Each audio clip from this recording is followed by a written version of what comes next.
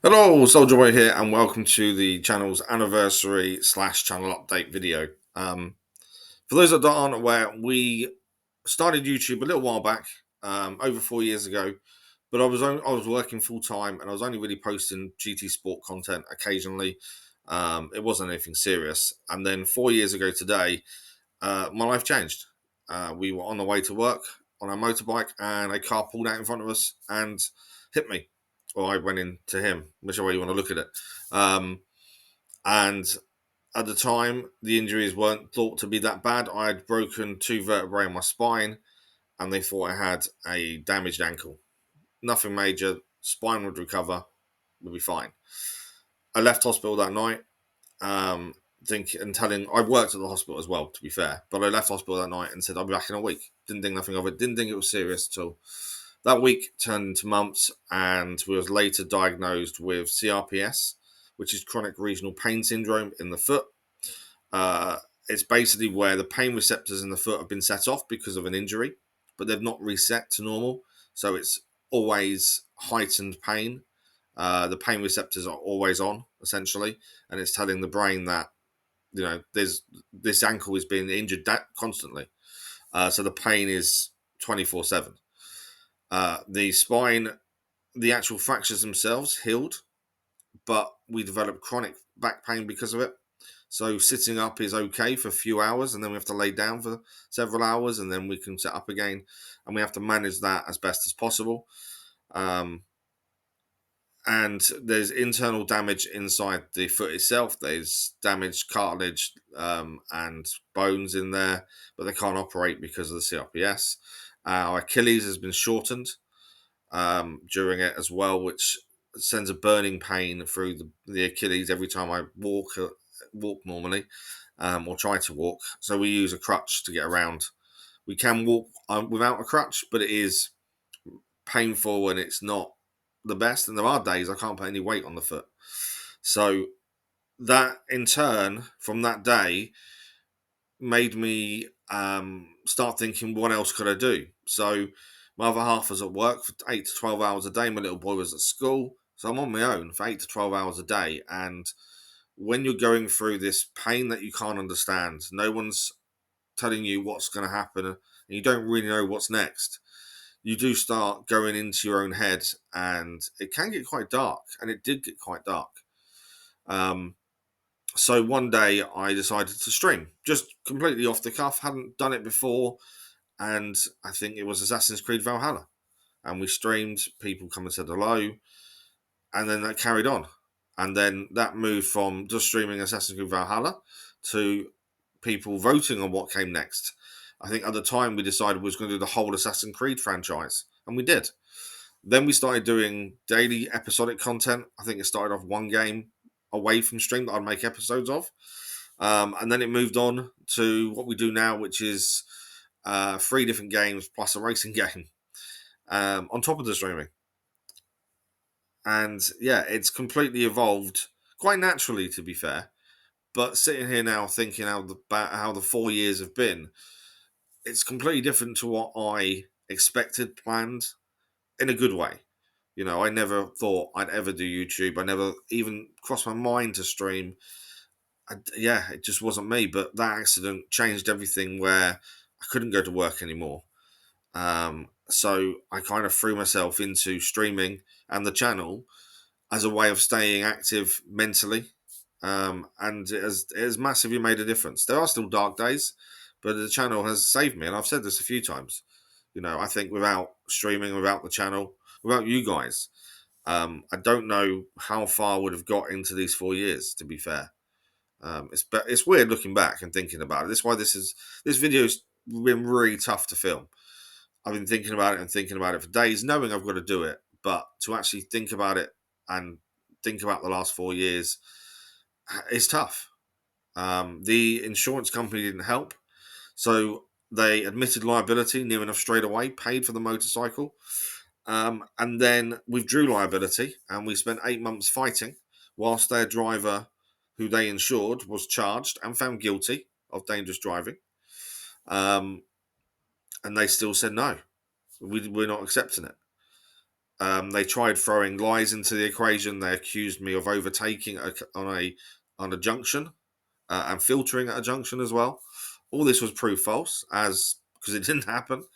And after 8 months of fighting, the day before we're due to go to court to decide liability, they turned around and accepted liability and said, "Yeah, okay, we're at fault, or our driver's at fault." So 8 months of fighting boiled down to them going, "Okay, cool, it's us." So we lost 8 months of treatment because there was no treatment while they were fighting liability. We lost 8 months of not being earning anything because they wouldn't pay any interim payments unless they were liable. So we battled for 8 months. They finally accepted liability, which was a massive stress reliever. And I thought, okay, this will be simple. And the third party insurance is Admiral Insurance here in the UK, and it went from simple to making my life a living nightmare for the next 4 years. Um, they refused everything at every opportunity.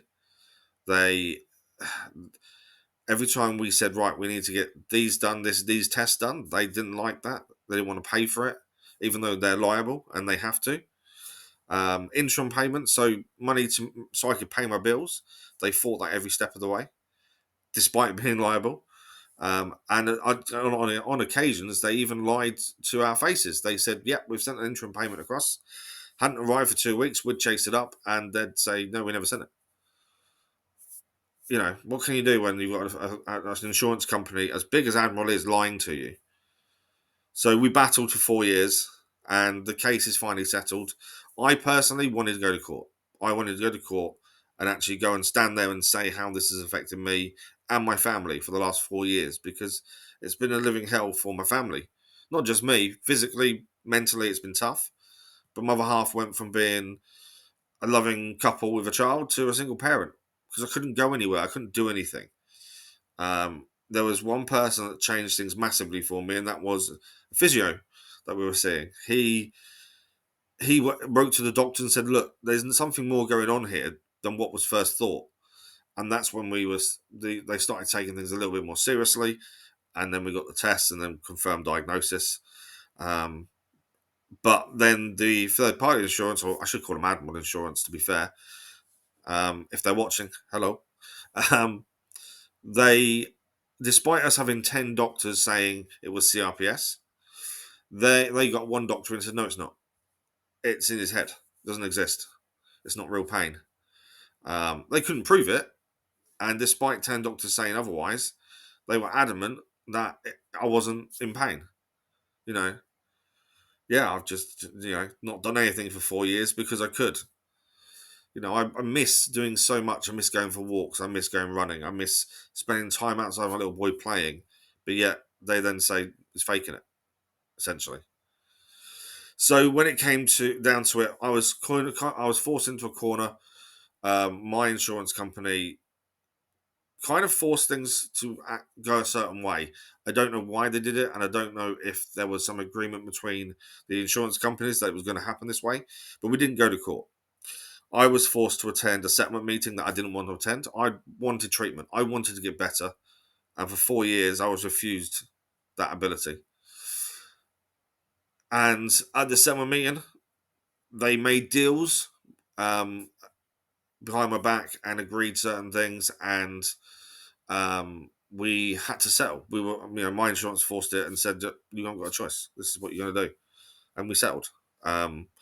I'm not going to say how much it was. I don't think that's fair on me, my family, or anyone else. So I'm not going to say that. But yeah, it wasn't what we expected. It wasn't as much as I think it should have been for 4 years of hell.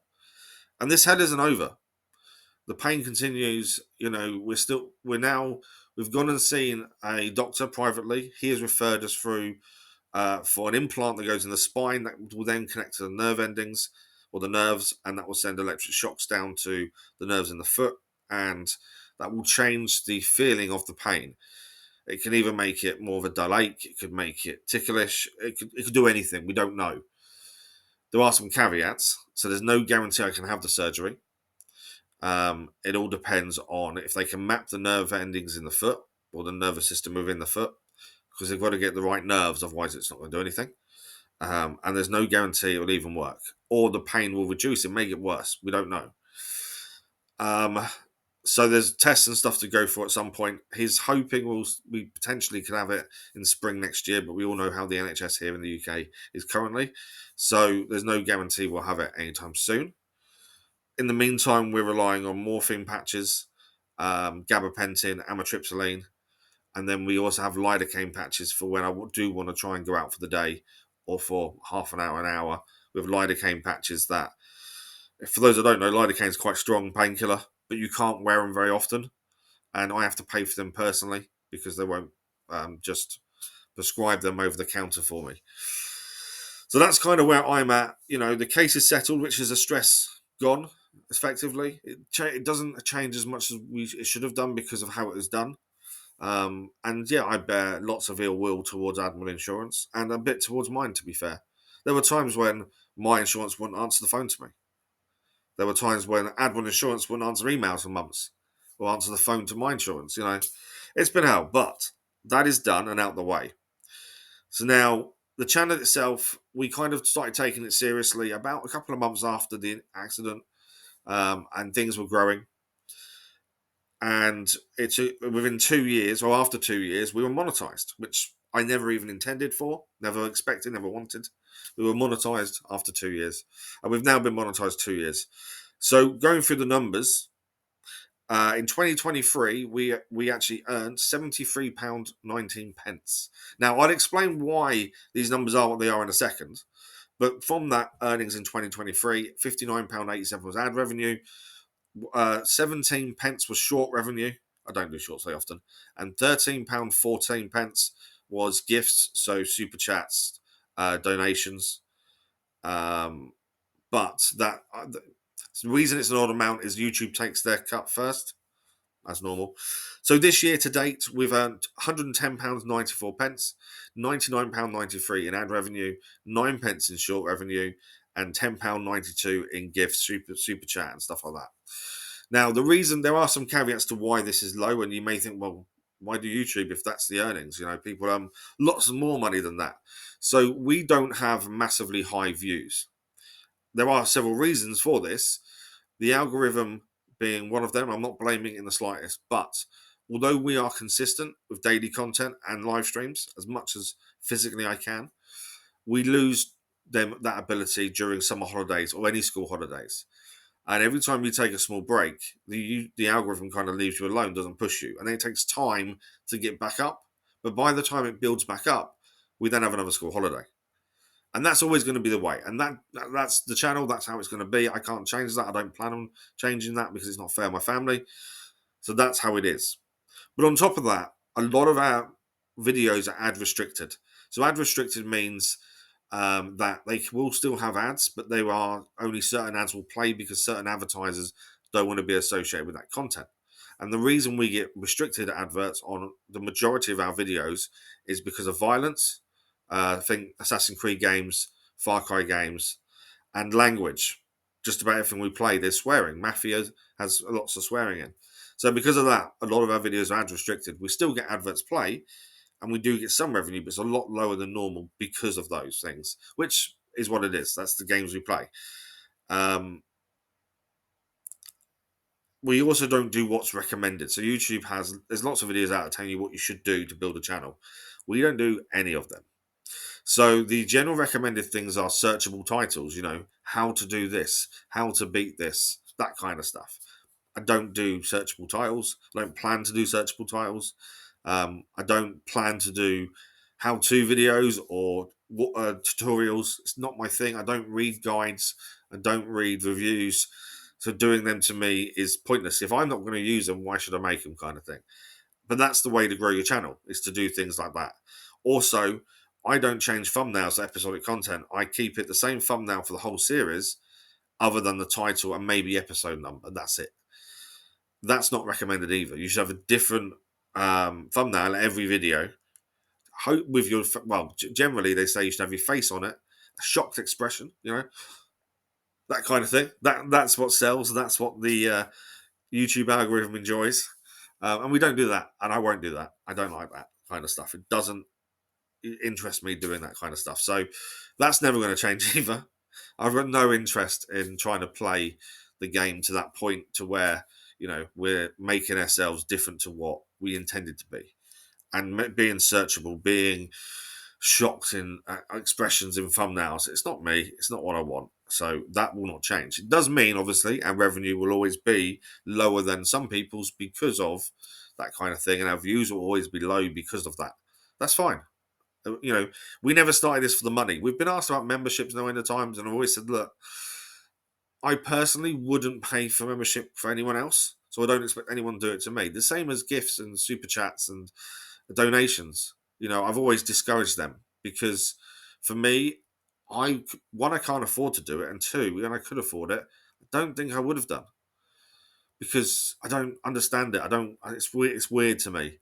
Um, so yeah, it's one of those. So we don't do that kind of stuff. I discourage donations and stuff. I know people still have done it, and I'm extremely thankful, but it's not something I actively encourage. And it's the same as memberships.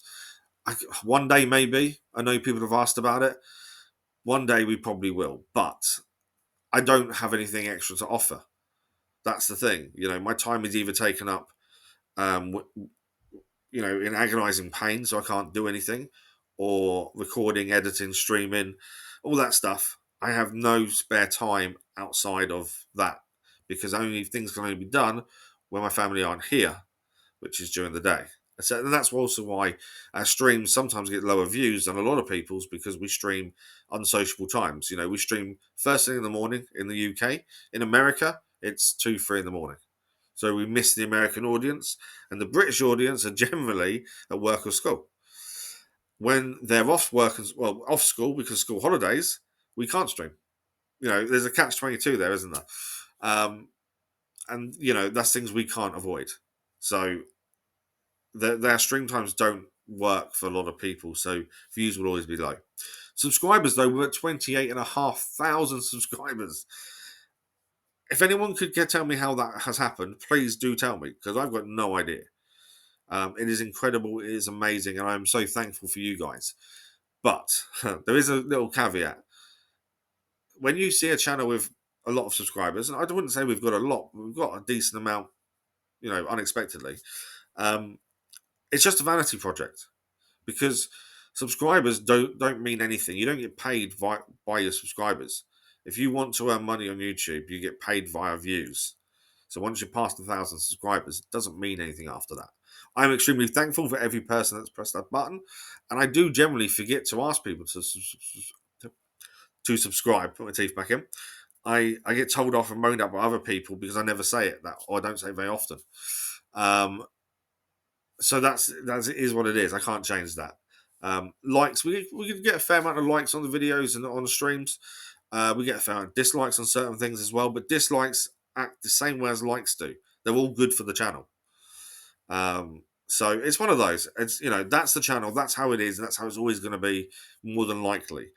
We've had offers of sponsorships and that kind of stuff. We've turned them all down, mainly because unless it's a product I use, I refuse to advertise it. Because to me, it's false advertising. For me to put a video out and in the middle there is this advertisement for a game that I've never played, but I'm stood there going, it's brilliant, the best thing you'll ever play. To me, I'm lying to people, and I can't do that. So unless it's a sponsorship for something we physically use or play, I won't accept it. And I've turned down quite a few, surprisingly. There are other people that have approached me with other things, not just sponsorship, but also, exclusive access to games and things. And there's a few things I'm hoping to happen and I'm working on for the channel. But it all takes time at the end of the day. That's the thing. I'm trying to think what else I've got now. What else do I need to do? Future, I suppose. We still need to talk about the future, don't we? We're going to continue to stream as we are. We're trying to add an extra day in the streams at the minute to have 3 morning streams, 2 afternoon. I would love to get evening streams back, but I also think with what we're doing morning and afternoon, it may be too much. But I also need to get a sleep pattern better. I don't sleep very well because of pain, which then makes me extremely drowsy, as a lot of you guys know. Plus, the morphine makes me quite drowsy as well. So it's a tough one. We're trying to balance things, maintaining my health to a good degree, so we are consistent streaming wise. But at the same time, trying to build because it's fun, and I want to stream. I want to do as much as possible, but it's a balancing act between pain and streaming. The episodic content, it's just a case of keeping up, and we have got quite a lot on the go. So obviously, keeping up can be quite tricky. But I think we managed near enough okay. We've had 4 years of a fairly good consistency. There's times I've been ill. There's times that the pain's too much. I can't avoid any of that. But I think without that, we've still been consistent, which is good. But I've got to look after myself a bit better than I do at the minute, I think, and try and just uh, work through the pain, but to a point that I don't push it beyond the limit that I should and go too far. Because I think that's the big thing, is not going too far in regards to the pain. But yeah, the future, you guys will still have a say on what comes next. Voting, I think, is a very good thing. We do, it works really well. I really enjoy seeing what you guys pick when we do a vote and stuff, and you guys give me suggestions to put to the votes all the time, and I really enjoy that. So that's kind of where we are. 4 years later, we are still going strong. Amazing subscribers. A lot of stress has gone from my life, but there's still the stress of what's next, what's to come. We're still waiting for surgery and stuff. If the surgery fails, there is no other treatment. That is the last resort treatment wise. So until that's done, we can't really plan the future too much because we don't know. If it works, there's a chance I can go back to work, which I'd go back to work tomorrow if I could. I love my job. Before I was medically retired from it, I loved it. I was working my way up the management structure, and yeah, thoroughly enjoyed my job, and I miss it massively. Not just the social side, but I just miss working, and I think that's why I throw myself into YouTube so much, is because that keeping you busy, that schedule makes me have to do things, gives me that routine, that structure that I need. But yeah, that's kind of where we're at. I've kind of jumbled along for the last 20 odd minutes. All I can say is a massive thank you to you guys for the last 4 years. It's been incredible. It's been a journey. We don't plan on going anywhere. We plan on carrying on.